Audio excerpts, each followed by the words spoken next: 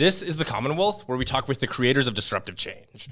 We are officially back to releasing episodes, and I'll have a more detailed update for you on that on Monday.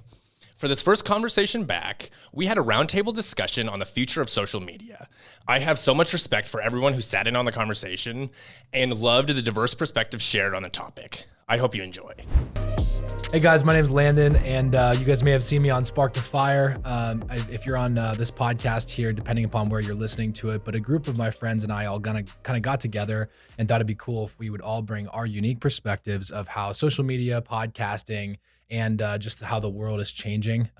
We're going to kind of put that together in one podcast. And so I want to start off by introducing myself. My name is Landon Rhodes. For those of you who don't know me, started a social media, video production, and podcasting agency called Grindstone, which is where we're actually in our headquarters today. And so we started that about 2 years ago, back in May of 18, and just been growing ever since. So started off with just kind of a laptop and a dream, and now we're approaching 14 team members coming up here in April of 2021. So exciting stuff coming from that. But I just want to take a second to let the rest of the group introduce themselves. So Taylor, you want to take it? Sure. My name is Taylor Gage. I am Director of Strategic Communications for Governor Ricketts and have been working with Governor Ricketts the last 7 years to support his messaging and issue management, and work every day with social media to help get our message out to the people of Nebraska and beyond. Awesome. I'm Megan Swanson, and I'm the current Miss Nebraska USA, and I own Powerhouse Pageantry. It's an interview consulting firm for girls competing in pageantry. We've been in business for 5 years, and I'm starting to expand into more business endeavors and hope to continue to buy and sell businesses the rest of my life. I've also had a podcast for 3 years called the Powerhouse Podcast. Yes. I am Nick Kastner. I have been podcasting for about 2 years. My show started as a project for a regional newspaper, and then right as I went to launch the show, the newspaper dropped my project, so I just did it independently, and that kind of morphed into a media production company, and that was recently absorbed by Hurrdat Media, which is a media company out of Omaha. And my new role with them is to promote the podcasts on their network. They have about 60 shows now. Some regional specific, others are national audiences. So, and I use social media very, very intensely in doing that. So yeah. And that's, so you can see just from the guests that we have around the table today, guys, that we've got very unique perspectives. You've got somebody that's is on the political side. You've got somebody that's talking way more to Gen Z, specifically with Megan and Nick. Like you guys are spending a lot of time on TikTok, you're spending a lot of time on Instagram, where like our businesses are all kind of doing different things and we all have unique perspectives. So I want to like basically go through the bullet points that we're going to talk about today, and then we'll start with number one. So the first thing we're going to talk about is the goodness of social media. There's constantly negativity being thrown around about social media, but one thing that people like to forget about is the fact that we're all on it all the time. Yeah. There must be something good about it. Okay, good. We got that out of the way. Number two, we're going to talk about best practices and goals when you're approaching social media. Number three, we're going to talk about emerging platforms. Number four, we're going to talk about fleeting attention and how certain platforms are becoming more censored and what that looks like in the future. And finally, we're going to talk about our vision for social media and how it's going to change year to year, kind of from 2021 and beyond. So I want to open up the conversation first about the goodness of social media. And I'll give a little bit of testimony myself as to what that's done for me. Like I have a business that's based around this, right? So social media, video production, podcasting, even web design, the majority of what you do online today is driving traffic to a website. Well, we're driving traffic from one place to another. It's whether it's a podcast that's displayed online that you can find on social media, that you can find on the podcast app. And all of that ends up to being web traffic, and then eventually results, which is revenue. You know, we're hiring people, we're creating jobs with social media. Social media gets a lot of like shame, it gets a lot of negativity, but in reality, like it created so many jobs, and I'm sure there's a number based around that. But I just think that that's one thing. It's been able to help me help create jobs, and then just overall like help me change my financial life. Yes, yeah, I'm kind of in the same vein as Landon, that my whole career has been around social media, that my first job was a social media manager for a pizza restaurant in downtown Lincoln. And since then, that's just like my career path has followed follow the trends of social media. So yes, I'm same vein as Landon, that like what I do professionally would not look the same without social media. And then it's also my source of entertainment. I spend hours on TikTok every night watching stuff. So it definitely sucks you in. Yeah. So I have a similar story. Social media was something that I fell into when I was Miss Nebraska in the Miss America system 6 years ago. I was a baby, didn't know what I was doing. I had like 400 followers. And throughout that year, grew my social media to I think about 5,000, and then started my company with like $100 in my pocket working at a coffee shop the next year.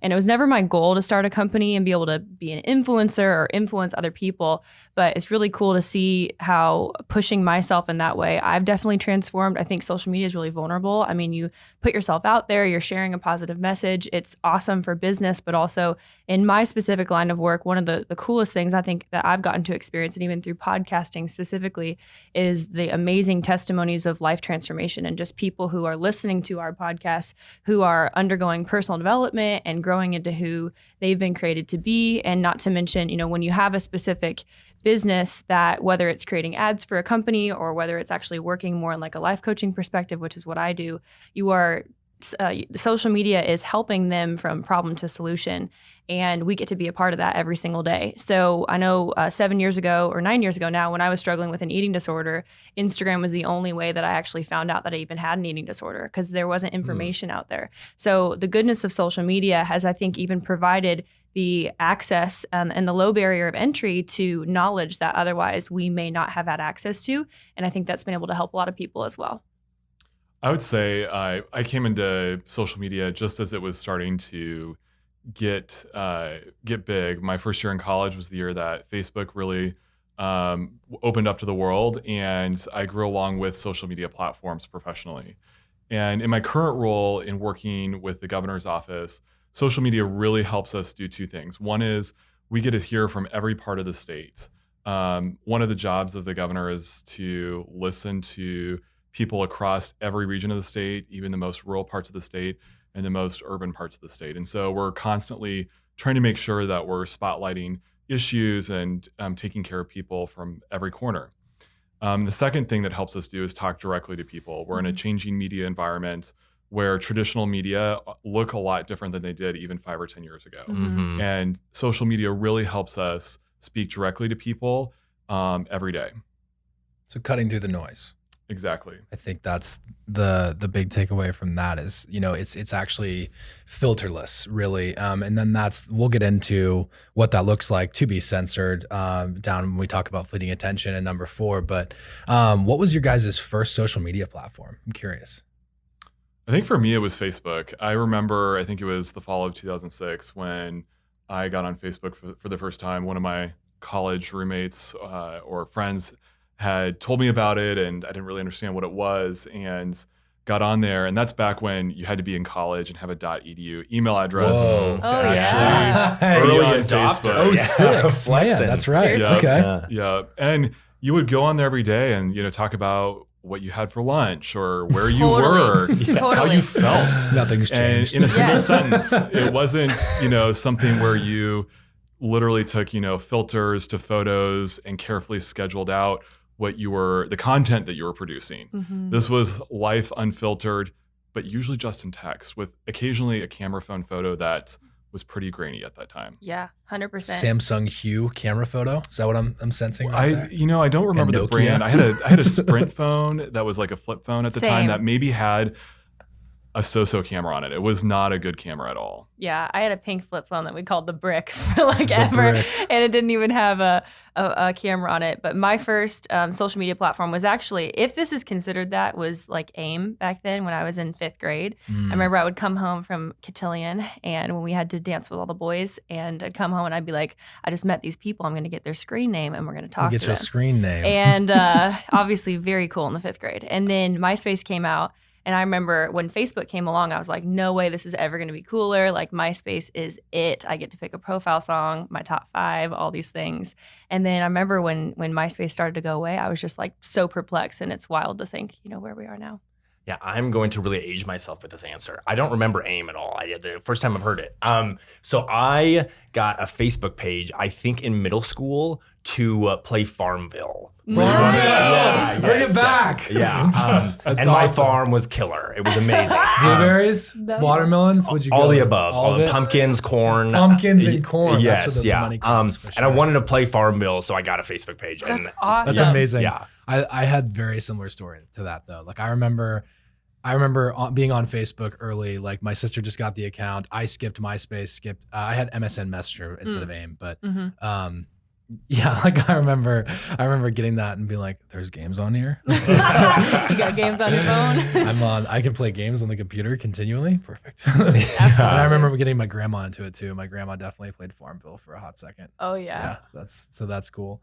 What other things do you guys think were like the good things that you took away from social media? Kind of before we wrap up topic number 1, for goodness. I'm just kind of curious. I think especially Facebook, connecting with people that like you're able to engage with old high school friends and stay updated on your connections lives and careers and like personal journeys. That has been like that's what it was intended for, and that has still manifested itself today. So. Yeah. I think it created a whole new generation of entrepreneurs. I think of so myself, I legitimately didn't know what the word entrepreneur meant till after college. I was a voice major, lived in Nashville, pursuing the dream.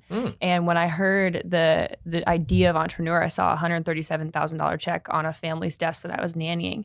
And I was like, how does he do that? And so I think about now and running a completely online business for the past 5 years over Instagram mostly, but like I have a music degree. So in what world would I have had access to that level of business knowledge, joining Facebook groups, finding like-minded people, even finding those mentors that I could hire to help me? None of that would have happened without social media. And now I've been able to extend a legacy and transform the lives of other people, and they're going to transform the lives of other people, achieving their dreams. So you think of that whole thread, that whole cycle of like, who I influenced, who influenced me, and the whole like, however forever that extends to, none of that would have existed without social media at all. Yeah, just kind of touching on what Nick said, I think it's kind of trite that we always talk about how social media connects people. I have a whole bunch of friends in Japan who I love to keep up with, but to talk to them, it's the middle of the night here. And really to keep up with their lives day to day, Facebook is how I do it. And that's how I can best stay connected with them and really see how life is going. And the same for them, for me. I think the other thing that that's really benefited my line of work is you're able to get a broader array of stories out there with social media. Traditional media cover things that they're interested in, or that their institution may have interest in. And Facebook and Twitter really helped level the playing field and allowed you to really deliver the content and deliver stories around people's interests that may not always center on what traditional media outlets have wanted to put a focus on. Absolutely. And the delivering it directly to the constituent, I'm sure that aspect has completely changed all political communications in the last decade, that you're not going through like television or like the traditional media that whatever message you want, you can deliver it. Yeah. And then, on the flip side, when something does well on social media, it does turn into news now. And so you're seeing more and more of that in how much journalists use Twitter in particular to help develop their reporting, because they're watching that. They're on these platforms just like you and me. And we're seeing that they use these platforms to help develop their stories and plan their coverage. Yeah. It's kind of like crowdsourcing to understand what's most important. You're just like honestly, great journalism. Obviously they want the breaking stories. They're going to want to break the story to be known for that. Yep. But in terms of just like covering it to make sure it continues to get more coverage, that's one of the best ways. Obviously, is just like analyzing what is blowing up on social media right now on a local basis, national and regional. Absolutely. So I like how this conversation is transitioning, because it's obviously really positive and really opportunistic. And I think that's the next thing we should talk about is what are the best practices and kind of the goals that you guys have with social media. Go ahead and start us off, Nick. Oh, okay. Put me on the hot seat. So I guess have a channel or medium that the Commonwealth is that first podcast that I like own and operate, and that is in partnership with my employer. To me that can be kind of confusing, but I think that makes sense. And my goal with the Commonwealth is to grow an audience to the size of which I can support myself, that I can read ads and sell merch and all of that. That's my full-time gig. And then that will take quite some time to grow. And in the meantime, I'm helping other people grow their audiences. So that I would say is my like broad goal. And then for more short-term goals, I am doing a lot with TikTok and Twitter and Instagram with all these different shows I'm working on. So those are, I guess, both the short-term and then the overall long-term vision for it. I have a lot of goals when it comes to social media. Actually, Landon and I were geeking out over some stuff yesterday of even just Omaha, and we found this like gold mine of different influencers that were like, these people live here? Like all these people with hundreds of thousands of followers. And so sometimes even just doing research of what's in your own backyard, it's so cool to watch other people thriving and other people in niches that maybe you have absolutely no natural connection to yourself, but they're like so passionate about it. Like I saw a girl who's like this killer quilter, and I'm like, get down with your bad self. Like I can't do any of that, but 14,000 followers, literally, and like 90,000. And I'm like, Omaha, 90. like how do I not know you? And so that's a whole different conversation. I just think how people can really make a living for themselves, like you're talking about, through being passionate about something.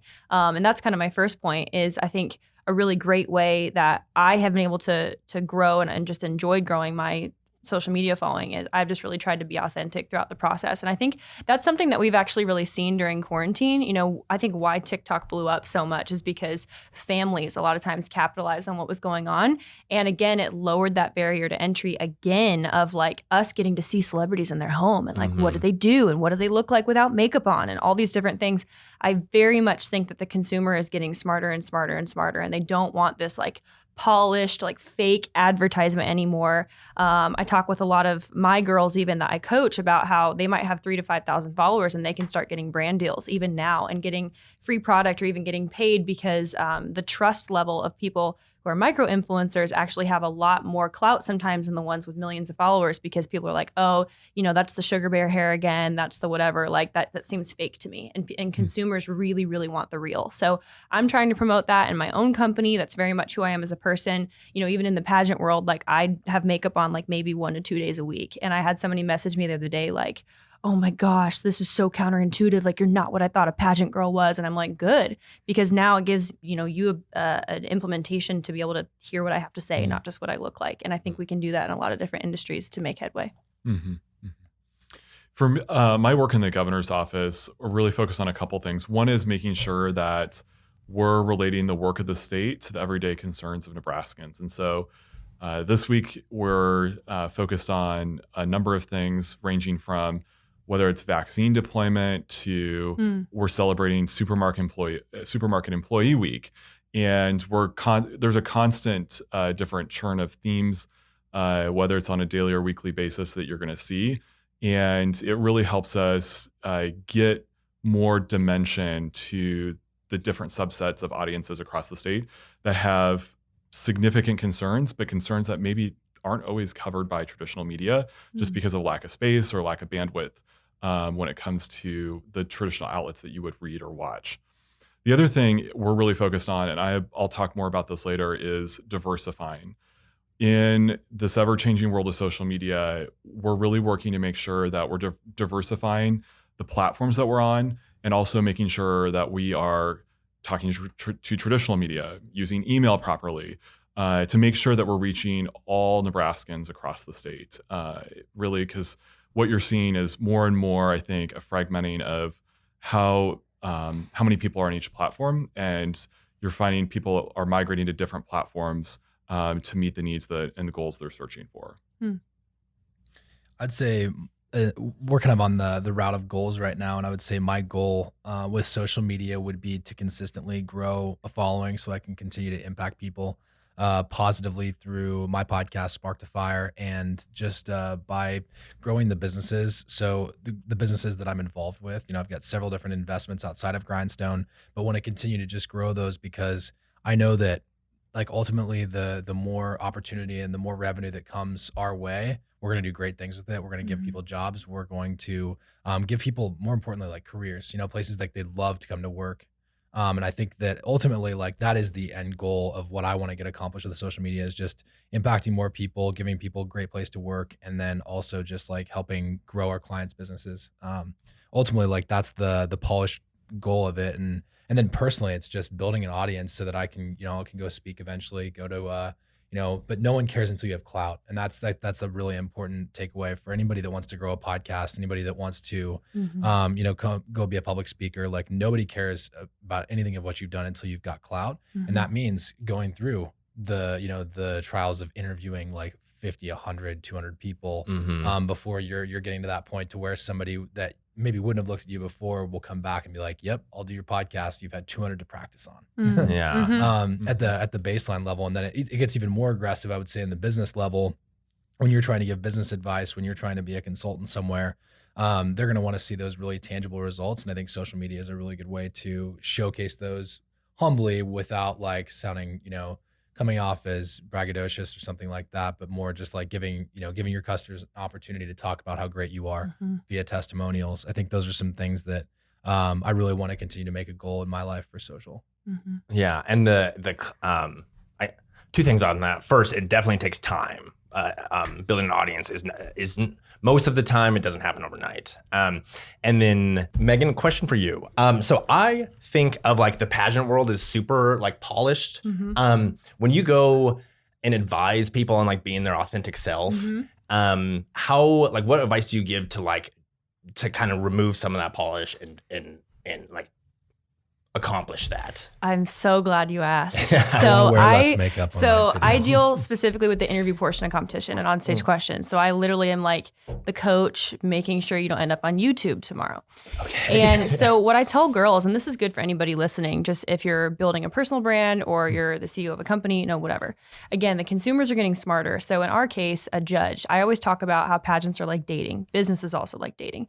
You don't walk in and, say you're on a first date and this guy sits down and he's like, I went to Harvard, right? And he's like telling you his whole laundry list of all these accomplishments, but he never actually lets his guard down, never is vulnerable with you, never actually asks you the questions that you want to be asked, shows interest. It's just, I'm all buttoned up and my resume says that I'm perfect, but I leave like literally hating you and never wanting to see you again. Yeah. So I tell my pageant girls that too. And I'm like, yo, when you have like 10 minutes or sometimes 2 minutes with a judge, or this is in business, right? Or in social media, you have a 1 minute reel or 30-second reel, 1 minute TikTok. Your actual vulnerability is what breeds connection. And you being your authentic self, it doesn't matter if I'm like, I got a 4.2 GPA. I started this nonprofit when I was 7 years old, all these different things, because pageant girls are super, super successful. I've helped like 16-year-olds that are starting nonprofits. Like, they're amazing. But still, at the end of the day, I'm like, so is everybody else you're competing against. So when you actually present your authentic self and there's only one version of you and you have the only, there's only one of your story, when you're actually real about that, that's what cuts through and actually shows you who your audience is. That's how you make the judges like you. And so I've really, really enjoyed translating that to social media and teaching people how to build their personal brands. And I call it polarization factor. So the strength of a magnet is actually that it has a positive and a negative side. It's not that it's kind of positive and like kind of negative. No, it's absolutely positive. And when it finds that other negative attraction, you know exactly what that's supposed to go with, right? And we need to do that on social media as well. And the neutrality is where people are like, no, I don't really have an opinion if I should follow you or not. I don't know. So I always tell people, actually be polarizing. It's how you find your tribe. And how do you, develop that? And even if you could share your personal example, because I'm sure you have that written down. Yeah, I mean that's like a whole, probably another 60-minute conversation. That's what people pay me the big bucks for. Yeah. PowerhousePageantry.com. But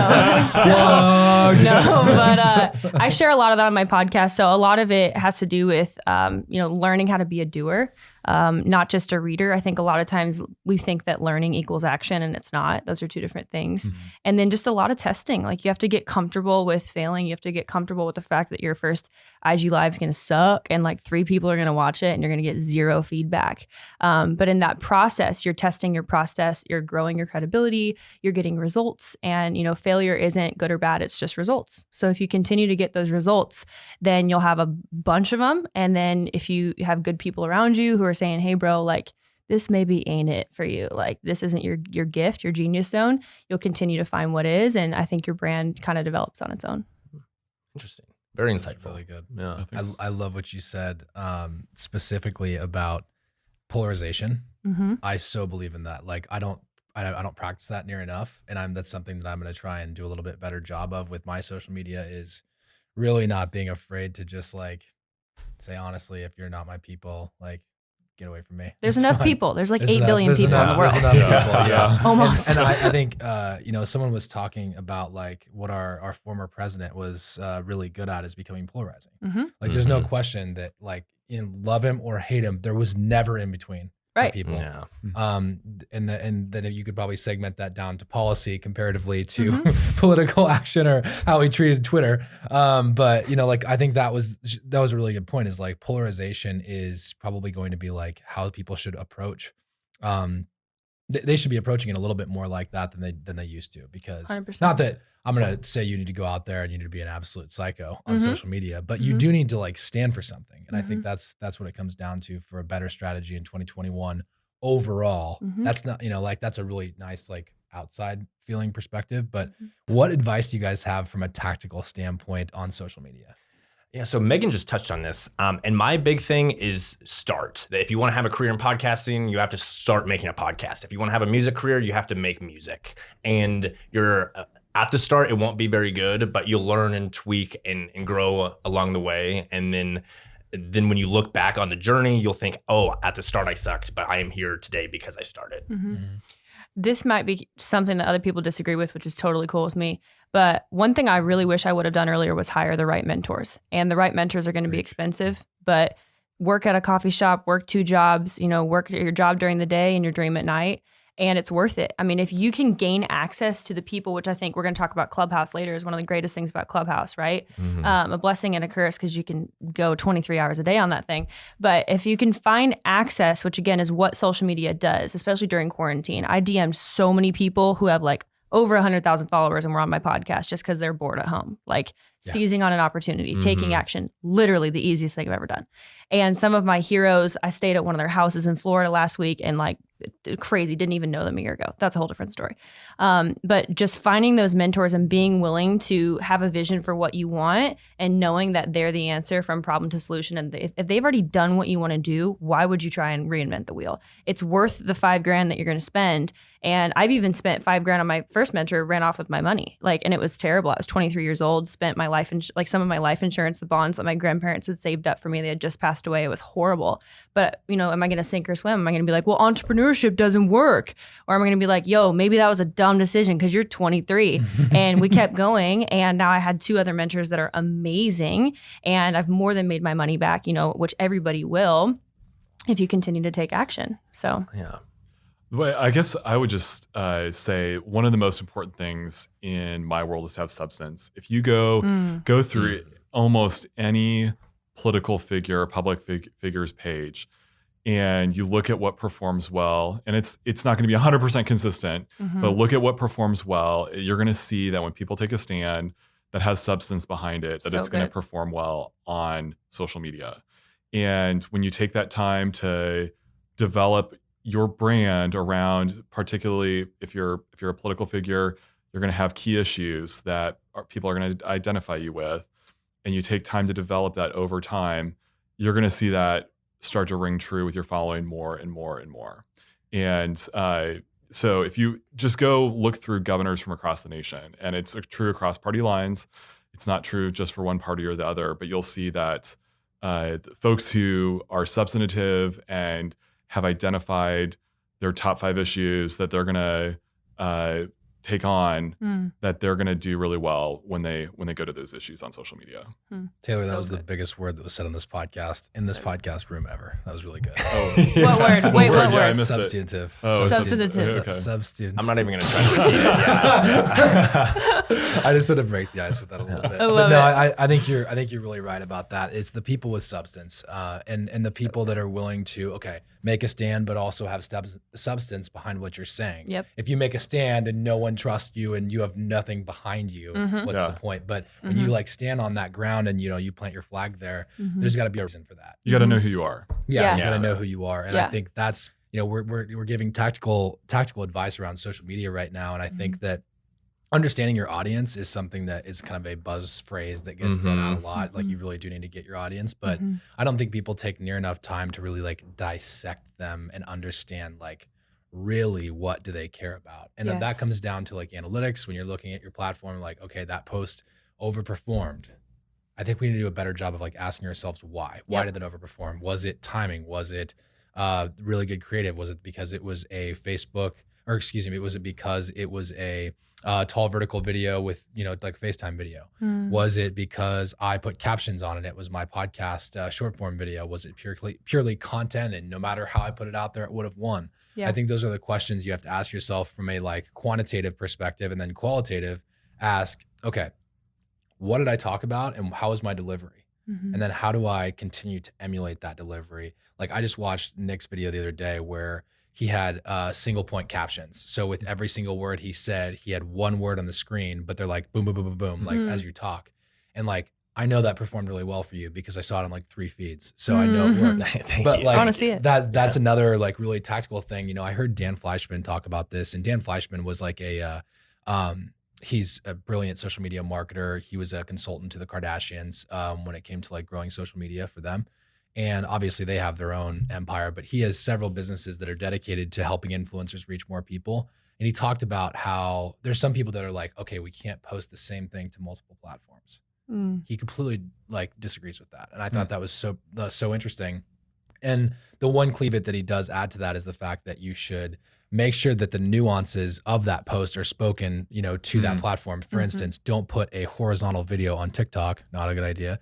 Don't put, a horizontal video on Instagram when you could do a tall video, 4x5 video, like those little kind of creative things. Or don't say, don't paste the link in your Instagram caption because nobody can click on that. You can't even copy paste it. Yeah. So there's nothing you can do there. But like, and then that's the true sign of someone that's not paying attention. And if you want to get like solid at social media, whether it's a business or a personal account, like you have to pay attention to those nuances, and you need to be first one to know and talk about it. So another great example would be LinkedIn.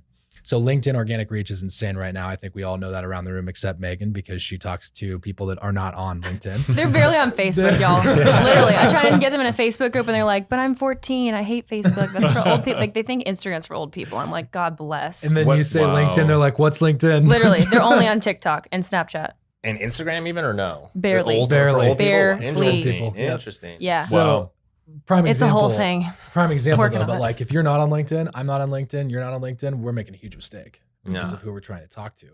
And like one thing that they just changed it to like make sure that the media stayed on the platform is when you paste a link. So say I go to grindstoneagency.com and I drop that link in there for our website.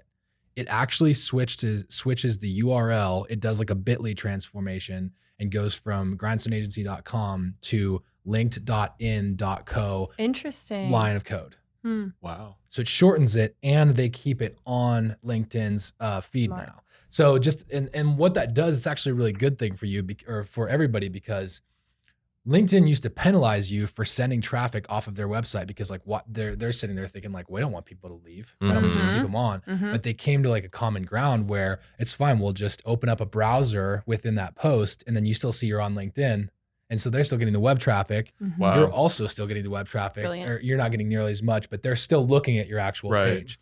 So I think that's one little tactical thing. Like you have to pay attention to that sort of stuff when you're trying to get better at social media. It's the tactical changes that are happening every single day. iOS 14 drops like this week or like next week. I think it's 6 more days or so. And there'll be a brand new update with iOS 14 that's going to completely screw up everyone's analytics.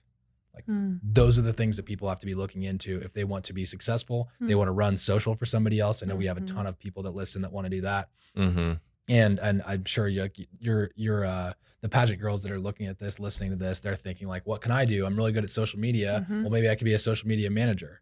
Just because you are pretty and have a following does not make you a social media manager. At all. Yeah. Like you're a dude and you have 6-pack abs does not matter. That does not make you a social media manager because you built a following. You have to have tactical knowledge of like what is going to help other people grow, not just myself grow. Yeah. And if I can add to that, so backing up a couple steps though to encourage people who might be on very different parts of their journey. So maybe you're watching this and you've not started a business yet. You're still in college. You have dreams. You're like, I know I'm not called to college. I don't want to waste 120 grand on something. I don't know what I want to do, but what the heck do I do and how do I get started? Talking kind of back to learning how to take action, identity, those kinds of things. I would encourage people that don't allow the barrier of I don't know everything to paralyze you from taking action, because massive imperfect action is the way that you learn everything and anything. So you are going to make mistakes on the link that you put at the bottom of the thing. That's how you learn, right? Somebody messages you and you're like, you spelled this wrong, you did this wrong, you whatever. Learning how to take feedback, learning how to take constructive criticism, learning how to be wrong are all things that successful people become very comfortable with. And they learn to have a stronger backbone than their wishbone. You know, that kind of a thing where you have so many people, even in Gen Z today, that are like, oh, this looks awesome. My friend Tommy got famous on TikTok tomorrow, so now that's my new life goal. Well, I was listening to actually the number one TikToker like ever, who's like 18 and owns like 100 businesses already. Who is that? And his name's Josh something. Richards. Love Josh Richards. Yeah. Yes, So, and he was talking about what he had to do and how hard he hustled and literally the tactical side of everything. Yeah. And he hired his sister, who is 2 years older than him, to literally go in a bunch of comments and comment on all the most famous TikTokers in their comment section. And he would comment and like them, and it was totally, you know, whatever, for like months. And then finally he blew up to a positioning where he didn't have to.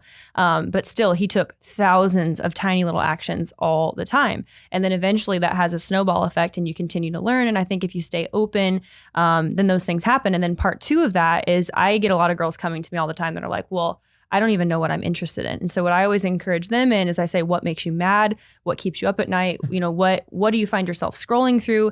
And I think a lot of times we put a limiter on our brain because they're like, well, this isn't what any of my friends like. This isn't what my family knows anything about. I'm like, well, but are you passionate about it? Does this light a fire in you? And so just taking off any of the boundaries of like, well, I can't make a name for myself in this. Like I said, if the freaking quilter can have 90,000 followers from Omaha, Nebraska, pretty sure you can do anything. I mean, like some of us follow the weirdest people in the world, and sometimes that's actually the easiest thing to blow up, because go become the best in this tiny little micro niche that no one else cares about and get down with your bad self, you know? I have an example of one of the weirdest accounts to follow. I have to find it. Go ahead, Nick. I also think it's helpful at the start thinking about creating something that doesn't already exist. Like what do I want to consume? And that can be a pretty good place to start. And Josh Richards is a pretty good example of this. There are some instances where people posted one TikTok or one tweet and that piece of content went viral and it changed their life overnight. Operate under the assumption that that's not going to happen to you. Right. Yeah. And Josh Richards now has 60 million TikTok followers, I think, and has, you know, the whole line of business, and has a partnership with Barstool. He was a very early adapter on when it was Musical.ly, and for 4 years he grew it to a point that it has 60 million followers, and it did not come like that. Right. Yeah. Great point. Did you find Jan it? Erickson. Do you guys know who that is? I will now. Jan Erickson. He has, let's look at the total follower count. You're talking about things that, 767,000 followers. And his primary business or his primary content stream on Instagram is popping balloons. Wow. Literally. Who Yeah, would've- you've who seen the would've known? guy that like Yeah. swings the axe and it Yeah. pops the balloon. Yeah. We've Is that all him? seen it because it's insane. And we're That's like, how is he awesome. that famous? That's that guy? He is blue check certified. Yeah, Jan No Erickson. way. Wow. Blue, Oh my. blue check Goals. certified. But like that dude is just weird naturally. He's gonna Yeah. do that whether you're paying attention or not. Right. He just happened to pay attention. Yeah. Super weird dude. Yeah. But he stuck with it. And like if he can stick with something like that, you can come up with something that I mean 1% better than that, and you should be able to build a following, build an audience. And I think I want to like go back and say like I don't discourage people that have a following that want to become social media managers. I think it's the like making sure that there's not some sense of like I know more than a business person Totally. because I've built this following. Yeah. Because there's people on the sad reality of Instagram with people that have a ton of followers, or someone that has 20 million followers on TikTok is if they're not getting paid for the actual viewership on their account. There was a lady, I think it was like had like 3 million followers and she was trying to sell a t-shirt and she like sold 10. Yeah. Like, has anyone heard that story before? Mhm. Yeah. 3 million Mhm. people, captive audience. But there was so little understanding of how it works with business and how it works with people Mhm. that she was, 100% relying on looks. And it's like, it's so much more than that. And so whatever that one thing that you have that's getting all of the attention, whether it's your looks, whether it's, it's comedy, or whether it's, something else that you have, maybe it's the deep level of expertise, just keep in mind that that has to translate into business, has to translate to a transaction if you actually want to make a career. Yep. Yeah. One of the TikTok accounts I manage was just accepted in the Creators Fund last week. TikTok has a handful of accounts that they pay directly for viewership. And on the outside looking in, that seems like the whole a huge thing to celebrate. And then once I got in the weeds in terms of service, they pay 2 to 3 cents per 1,000 views. So that's really even one of our views had 1.7 million. One of our videos had 1.7 million views, but at 2 cents a view, or at 2 cents per 1,000 views, that's really not that much money. That audience has to segue and be monetized with additional revenue streams, which is exactly what you were saying. That just because you have 3 million followers does not mean that you're set up for success. It's more complicated than that. Yeah. And then the whole having a personal, if you have a personal account with an audience, it's very different running a business account or an account for a brand than posting things on your own. 100%. Yep. And I know we're going to talk about emerging platforms in a little bit. I just interviewed like the #1 TikTok coach in the world, Robert Benjamin, on my podcast a couple weeks ago.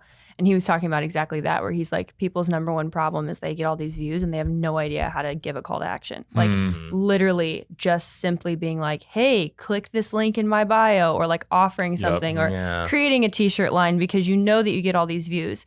To your point, Landon, there's so many people that just are really great at maybe doing the influencer part of it, but they need skilled business owners. And like you were saying, that's where actually having the substance of that is always going to pull through in any market.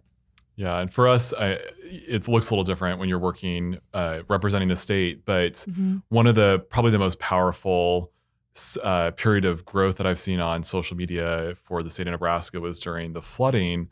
Now almost 2 years ago. Yeah. In 2019, and people had a huge hunger for information about what was going on in their community because the floods were constantly changing and evolving depending on where they lived in the state, how far downriver they were. And Facebook, honestly, was probably one of the things that not only helped the state share information that kept people safe, but also helped communities and even neighbors do it and helped people identify needs that honestly kept people alive. And so one of the things that we will do, not just when there's a flood, but if we have, say, like an Amber Alert or whatever, we'll ask people to take action. And people do take action when there's a public safety need. And you'll see it happen time and again. That's really cool. That must be really cool to see that, like from like the backside of that. If like you do like say something as horrible as like an Amber Alert, like actually seeing someone take action on that and be like, yep, I've got him. I-80 heading west. Like I saw that vehicle, right? I think that's a really cool thing to be able to see that from the back end. Yeah, you don't have to wait till the 10 o'clock news anymore to get the word out. Absolutely. People will see it instantaneously, which they'll share makes a huge difference. I mean, the sooner that information gets in people's hands, the faster you can bring people to safety. So cool. I think we've dropped a ton of value from like best practice, mindset, goals, all of those things. But I want to talk about emerging platforms next here. I think we should just get this one out of the way right away is Clubhouse. I think everyone in this room is excited about Clubhouse. I think I invited you. Did I invite you? You invited me, and I'm still wading in slowly, but I'm very excited about its potential. I thought you were about to tell me you didn't accept my request. And if you know I've Clubhouse, actually extended an invite to someone else as well. I'm passing the love along. I haven't even done that. I asked Landon for an invite, and he was out of invites. So definitely, I have one left. I'm on it now. I feel like there's like everybody that gets in a Clubhouse, there's like this white hot time, and you're like, I can invite 14 friends right now, and then none of them can get in because you don't have the invite. It's like if they would give you just like a little spike of invites and then drop that back down again. But I understand why they're doing it. And Paul Jarrett actually talked about the growth model behind it. And I don't have the exact specifics, but if you guys want to Google this, it's the growth model behind Clubhouse's like genius model, which is invite only. Obviously, it creates a premium experience. It creates exclusivity. there's a lot of reasons that they're doing that for that reason. For anyone that hasn't ventured on the platform, basically it's drop-in audio chat rooms. Think of a Facebook group and a podcast, a live podcast or live broadcast show had a baby, and it's just this live chat room of everyone just like talking. Discord is something a lot of people are comparing it to, and basically like it's a chance for people to, and you can pull people in. Imagine going to like a Tony Robbins conference, or, to go see Elon Musk speak, like something that you would pay thousands of dollars for. You can literally just like tune into this app and then hear Elon's voice like you're on a phone call with him. And I think that was a really cool thing for a lot of people, just like the star power of that. But then on a more tactical level, like I legitimately learned things. I was obsessed with Clubhouse for like 5 days straight. And then I realized like the hangover happened, and I'm just like, oh wow, I just wasted 5 days of my life on this platform. And I didn't feel like it was entirely a waste, but I was like typing. I would keep Clubhouse open, and I was like, okay, all right, oh, that's pretty good. And I would get completely distracted. And then I would hop in a room, and I completely get why people want to grow an audience there. It grows quickly. It's awesome. I just like, at this point in my career, I don't feel like, at least, and I want to hear what you guys think, but I don't feel like I have the time to actually put into that for the intention right now. Yeah. I don't know. I would say I had the same thing happen like for 3 days. And then 2 things I want to say. One, I think we have to be really honest about, is that where my market is? And is that, number 2, is that the number 1 goal of my company right now? So we only have a limited attention span, and we only have a fixed amount of hours in the day. So for example, if I was a business consultant or I was a sales coach full-time, and I was hunting down entrepreneurs that were online business owners or whatever, that they were my customer, absolutely I'd be on Clubhouse 24/7, because that's where they're all hanging out. It says their Instagram on there. I know where they are. I can send them a quick DM. Organic marketing, easy. But since that's not my main goal, and I do have a lot of Gen Z people on my pod, everything, who are my clients, there's not no reason, but I need to get very honest about, okay, if this is for me and I'm listening at the gym, awesome. If it's part of my morning routine, awesome. But also because Clubhouse, if you all have been on, like they last like 4 hours if they have the big wigs on it. And I'm like, yo, I literally don't have that kind of time. Yeah. I can't. So that's my perspective right now. Yeah. So I would say I've been on a handful of times and checked out rooms, and the exclusive access is the thing that really drew me in. I was in a room with Gary Vee was speaking, and there were like 50 other people there. I was like, how am I in 1 in 50 with Gary Vee? Yeah. And then I was also sat in a room where it was like Facebook execs and New York Times journalists yelling at each other. Which was just an interesting dynamic. Cool. Yeah, yes. I've yet to host a room, and I know Landon and Megan hosted a room with a group of other like entrepreneur leaders in Nebraska. How did that go? Awesome. It's so easy. Like it's literally just this, what we're doing around the table right now. Only there's an audience, a live audience listening. It's incredibly clear audio. I've been really impressed with just like throwing in your AirPods and how clear the audio is. And you just like pass the torch and make the right people moderators, so they can let people into the chat. And I love the Q&A aspect of it. So like when somebody, you pose the question of what are you hacking on this week to get better at Clubhouse or to grow your following on Clubhouse, there is several rooms dedicated to that. There's people that are dying for that information because they want to really expand their audience. And that's how it happens. The craziest thing I would say about Clubhouse though is my Instagram growth. I grew my Instagram on, like when I was spending all that time on Clubhouse, I grew my Instagram by like 150 people in a couple days. Wow. Interesting. Like organic people that are engaging with my stuff still, which is wild. I mean, that doesn't happen for me. Might happen for Megan at like 40,000 followers or whatever she has. It does not happen to me. So that has been my experience with Clubhouse so far.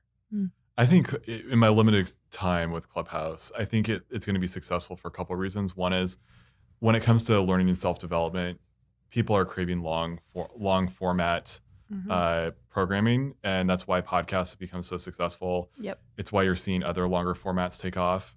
And I think the other thing is freedom. The reason why some of the early platforms in social media were so successful is because they provided a free platform where you could say just about anything. And I think that you're going to see other platforms take off in a similar manner, like Clubhouse.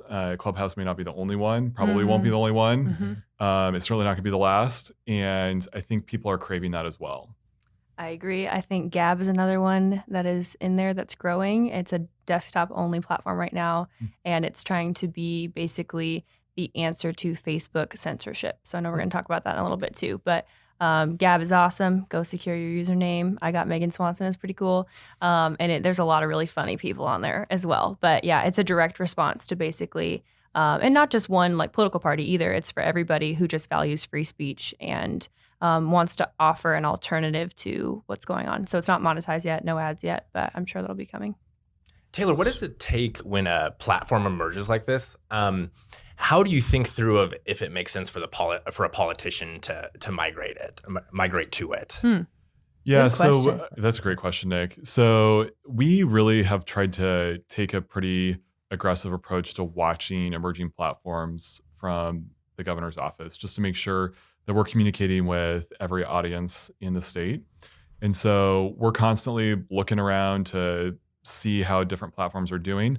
Not every platform is going to necessarily make sense. We did just get on Snapchat, but the Snapchats of the world are more entertainment focused. And so it's going to be a platform we use in a more limited, under more limited circumstances. Our go-tos are still going to be Facebook and Twitter and Instagram. There's a lot of different types of content that we produce on a daily basis that fit pretty well, particularly in the story functions on all three of those apps. And so some of that also works on Snapchat as well, but there's a lot of limits to some of the more long form text type things that don't make any sense on platforms like Snapchat that are geared towards really short attention spans and limited text. Interesting. And I think with all of that to what somebody said earlier, I think people are really craving the authenticity, especially after COVID when we've had a lack of human connection. So I think stories and story platforms or even Clubhouse where it's like, oh my gosh, I'm getting the real Gary V, whatever. People are really craving that. And actually TikTok is moving to 3 minutes soon. We'll have a 3-minute option very soon. That's exciting. In their next update. So again, I think that's just where the market's moving. Yeah, long form, but still authentic. Yeah, I think absolutely. is a big piece.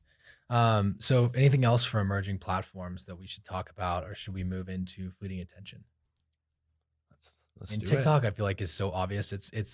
I mean, it's almost to the point of where it's not emerging anymore. It's just Yeah, obvious. it's crazy. There's a massive attention there, and I think you can grow very, very, very quickly. You can also grow very quickly on LinkedIn. There's emerging opportunities on existing platforms, but emerging platforms, Gab and Clubhouse, I would say, are the top two. Yeah. So moving on to fleeting attention. So If you wanted to cover one more thing, there's actually one more thing we should cover. hit it. And that is the growing popularity of Substack and Twitter's new newsletter that they've put out a function that's mimicking Substack. It's called Review, helps basically public figures and presumably businesses, although I haven't looked into that yet, monetize their newsletters. Whoa. And so I think you're going to see those kinds of subscription services continue to take flight. There's all sorts of different newsletters out there right now that journalists are producing. You're even starting to see really niche newsletters around issues like Chinese politics that people are paying a $10 monthly subscription fee to get that information in their inbox 4 times a week. And people are building entire business models around that through Substack. And you're seeing Twitter start to chase that with, and don't quote me on this, I think it's Review is the name of the new newsletter app that they released recently. Wow. And that's crazy because you think about before the internet, like newsletters were what it was. Like that's how copywriters, that's how everybody reached everyone. And now the fact that that's coming back in digital form, question. So from all of y'all's perspective, like how quickly do you think that this is going to make local and national news go bye-bye? / do you think that's going to happen? Well, I think a couple of things about that. Number one, I think we're seeing these newsletters take flight for a couple of reasons. One is people are hungry for substance. They're hungry for information that they trust. And I also think we're starting to see people learn how to manage their email inboxes. For a while, you were seeing people like start new email addresses to try to avoid spam. And I think people have learned that's not always the best way to try to manage an email inbox over the long run.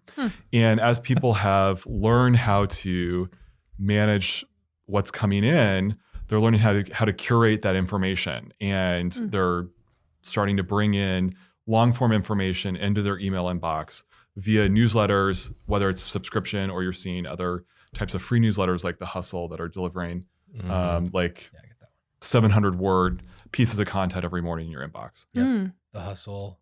There's one more. It's a Cup of Coffee. I can't remember which one that is. Yeah, I know. Which Morning one. Brew. Morning Brew, And then yeah. The Skim is also a Yep. female focused one. Yeah. Yep. Yep. And then I'm actually very happy you brought up Substack. And then to kind of combine it with your question about local and national media outlets, I guess only person on Substack that I am aware of, Casey Newton, is a venture capitalist journalist, and he was at a traditional outlet and then went independent and is making all of his money through Substack. And then you subscribe to him because it's super niche. He knows his lane, and then he also has the connections that the content is also there. So I think that's probably something that is a trend that like media will continue to get democratized, and it'll be like an individual as opposed to a company that and I don't think we're going to see the death of traditional media. Traditional media does need to adapt to these platforms. Like the Washington Post is on TikTok. And like journalists have migrated to Twitter, like Taylor already mentioned. And the thing that you kind of hear journalists, the tone some of them take is, we just want to ship newspapers. Like we just want to, like we used to make so much money, and then Facebook and Google have taken it all, which is true, but that's also like the world we live in. So adapt to the current environment as opposed to wishing that it was a different environment. Or die. Yeah, exactly. Yeah, well, and I think it's really cool. If you look around, even in Nebraska, you're going to see some of the most successful people or innovative people in the area of social media are journalists in rural communities. And there's entire media networks that have been set up in rural Nebraska that make use largely of social media. And they're also doing traditional print stuff. They're doing online stuff. They're doing stuff on Facebook as well. And those folks are going to be successful because they're delivering local information that's tailored to an audience that will pay for it and wants it and is reading it every week. Yeah. Herdat also owns Hail Varsity, which is a Nebraska sports publication, and Erin Sorensen's their deputy editor, and she does an amazing job at being more than just the story. That there's also tweets and there's also TikToks and all of those feed into the story, but there has to be more content around just the written word. Yeah, I would agree with that. It's a good subject. Glad you brought that up. Yeah.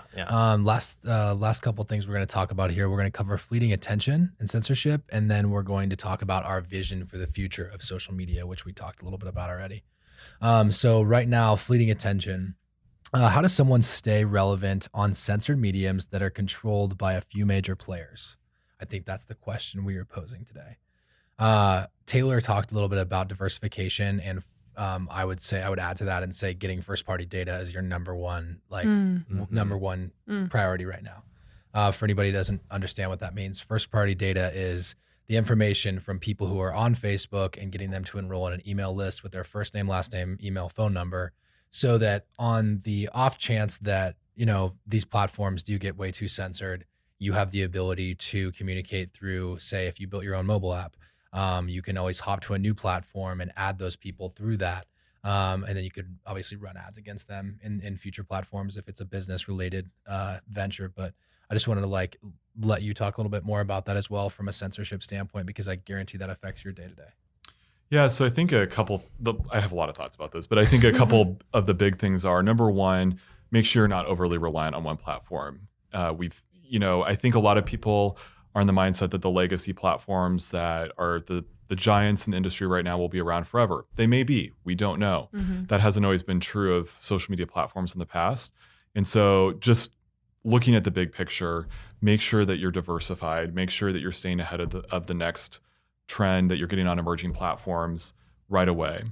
Secondly, make sure you're cross-promoting your platforms to your audiences on each platform. Not all the algorithms love that, but over time, you're going to make sure that you're catching people that are in an audience on one platform on another. And then touching on what Landon said, I 100% agree that you need to make sure that you're able to communicate directly with your audiences. Facebook and Twitter are great tools, but there's no limits on what you can do in email. There's no limits on what you can do in certain other platforms. And the more you can do to make sure that you're using email newsletters or teletown halls or whatever it is to talk to your audiences, the better you're going to be in the long run, and the more secure your communication is going to be in the long run with the people you care about. And texting, I think, just overall, like just direct messaging somebody on their cell phone is that's kind of like home base, right? It's never going to go away. You're never going to, I mean, we'll eventually have wearables that we won't need a cell phone anymore, but at the end of the day, you'll be attached to as well. You'll be attached to a number of some sort. And I think that that's really just like the last thing that you can have to have kind of full capture of that audience. So I feel like Megan has a lot of thoughts on this too. Oh, I was actually going to say Taylor did a great job, and I don't have a lot of thoughts on this. I mean, I do, but I don't know how much we want to get into the specific censorship stuff. I just think people should be careful, and I think people, it's tough because like you want to be polarizing. That's how you build an audience. But also, I think just speak to the elephant in the room without getting too political, like just understanding that we are in a culture that is legitimately censoring free speech is kind of scary. So you just have to have your head on and understand that like we're submitting to somebody else's platform. And that brings up a lot of different conversations. You know, as business owners, we're like, okay, well, I have the right to own and operate my platform as I want to, but we're coming into an age of monopoly where for the first time in our lives, like something literally is so big that it's even bigger than the government sometimes. And now they're starting to make government level decisions for not just the American people, but our entire country. And that's something to be taken seriously, right? And that's why it's such a conversation right now. And I think we should be extremely mindful. And even if we're not in politics, it's something that I think censorship will make the common person who maybe never had an interest in politics possibly interested in, you know, lobbying for something or making sure that they're casting votes for what they particularly believe in, no matter what that is. Yeah, I think this is an important conversation and very relevant to today.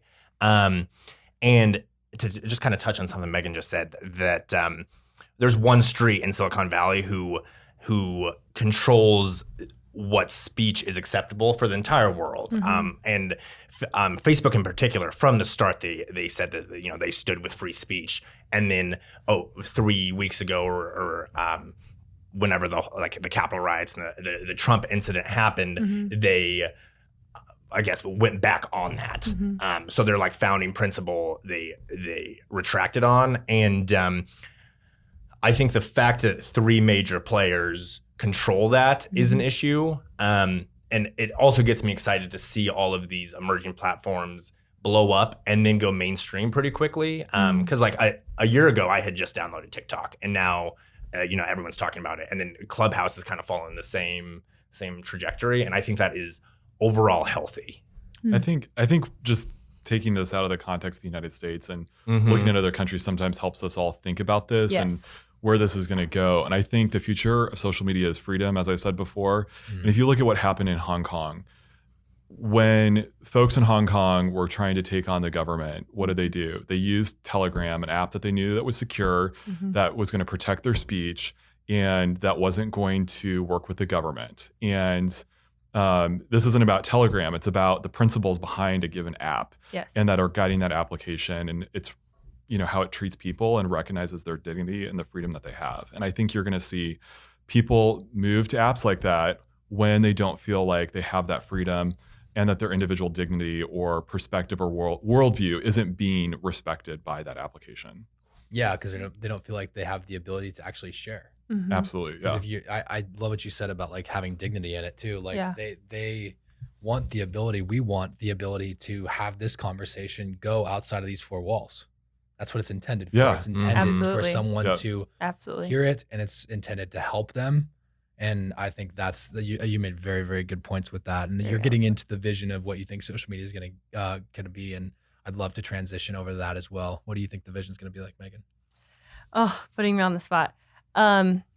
Well, I think that it's going to continue to be a driving force of people's lives. I think it's, we watched the Social Dilemma at Miss USA, and that really opened my eyes to even how it's affecting our micro decisions. That's kind of creepy and weird.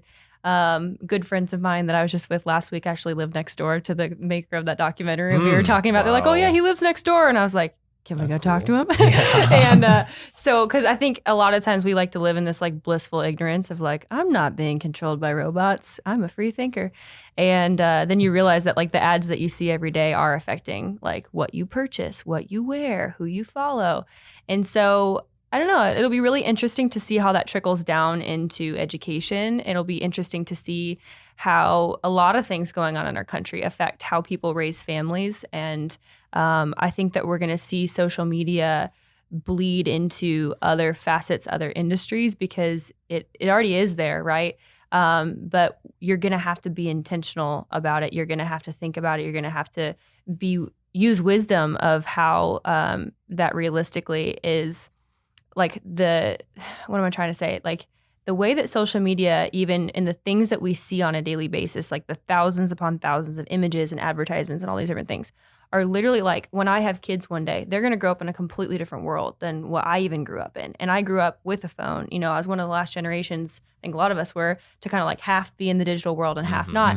And so like literally thinking about raising a family in this digital age with social media being everything, it almost feels like, okay, you know, do I give my kid a phone for security so I can call them when they're in middle school, or do I not? You know, do I put them in public school where they have access to all these things, or do I not? Like I never would have had those conversations with myself even 5 years ago. And a lot of that has been stimulated by social media. So I think the future of social media is media. And for example, a year ago when that pandemic hit and everyone was stuck at home, my family would plan our day basically around the governor's press conference, and we would stream it on Facebook Live. That's cool. That was just like around 3:00, wasn't it? The press conference would happen. You know and the we exact would, time. Don't be It was bashful. 2 o'clock. He's like, did you really watch it? Yes. You were right. You were almost right. Yeah, and we stream it on Facebook Live, and traditionally 10 years ago we would have had to wait for the 8:00 news and just heard the sound bites. Yeah. And the environment, or the media environment, has changed. The governor's not going to stop holding press conferences. It'll just be distributed differently, and that will happen, like Megan said, across almost every single industry. One thing that social media lacks is context. That if you take something out of you can't fit the whole story into 240 characters. And a lot of times people just read the 240 characters and then react. And the reaction may not be aligned with their thoughts after getting the whole picture of the story. So the vision / hope for media consumption, and like a lot of the frustrations, like the whole 3 players controlling free speech for the entire world, that's not really something I can do. Like I can do almost nothing about that. But making sure I have a broader context of the things I'm consuming is very important, and something that I hope people continue to do for years to come. Well put. It's about what you consume. That's what defines your experience on social media. I love it when people like complain about like what they see on social media. It's like, it's probably because you're a negative person. Well, it's probably what you're consuming already. That's what I'm saying. It's showing you more of it. Exactly. It just feeds you more of what you want. That's what that documentary says. So like, literally, you want to be negative.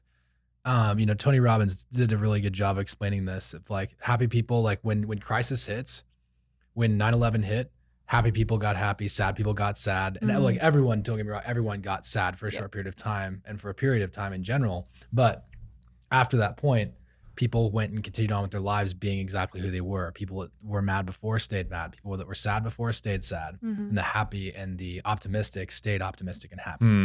And I think that that's a really good thing to think about in your daily life, that social media is no different. You put garbage in, you're going to get garbage out. You look at garbage all day long, all you're going to see is garbage. It's the same reason why I stopped watching the mainstream news. I think there's a lot of people that have done a very similar thing, but you also can't bury your head in the sand. You need to be informed.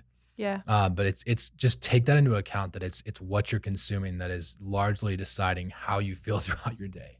Well, it goes back to the age-old principle of you are the average of the 5 people you spend time with and the 5 books you read. And the 5 sources of media you consume. Yeah, so good. You're the average of the 5 feeds you're watching every day, and you're scrolling through. And that's why I have hope, though, is we all get to decide how social media monetizes what they monetize by making decisions about what we click on and making decisions on what we scroll through. And I think one of the resolutions I'm making for this year is once a quarter, I'm going to sit down, just put a reminder on my calendar.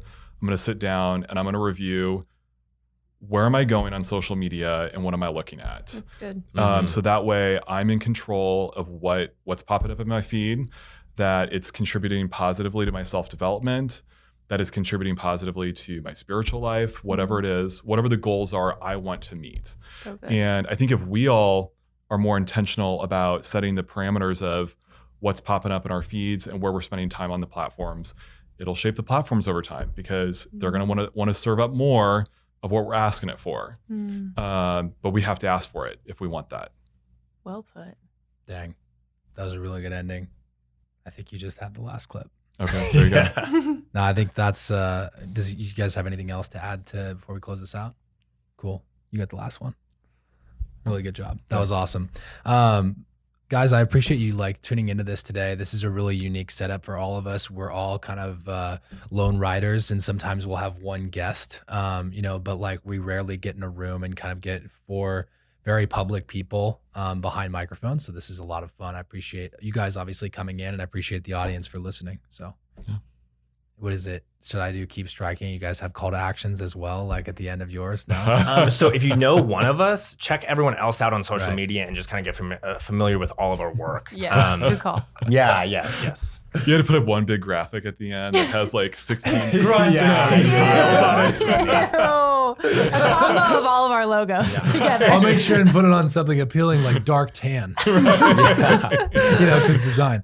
But yeah, I'll make sure and we'll link all this stuff in the episode. So make sure you go check out everybody else's podcast, the Nebraska Way podcast as well, with the governor, what he's up to, and he's got some great stuff coming out about Nebraska business owners and just interesting people in Nebraska. So, but yeah, thanks for listening, guys, and have a great rest of your day.